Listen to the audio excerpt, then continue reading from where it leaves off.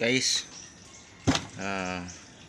hindi ko napakita ubos yung ibang pagkalagay kasi wala namang mahawak sa cellphone. So nandito na tayo, itong side sa kaliwa. So ang gagawin na nito, lalagay tayo ng mga accessories niya, mga tensioner, rod, roller, spring. Dito yan, ito tensioner spring, saka kadena, bago ito yung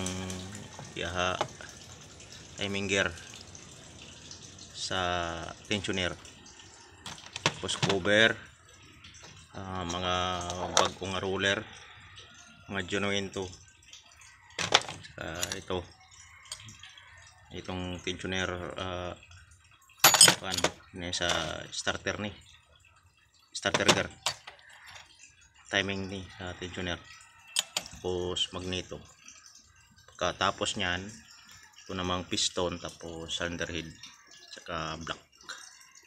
So update ko lang kayo ngayon pag natapos ko to para makatakbo na. Overall good. Hindi ko na naipakita kaya wala ang tagahawak, wala akong stand sa cellphone. So update ko lang kayo mamaya tumakbo na. Rossi 125. Okay guys, okay.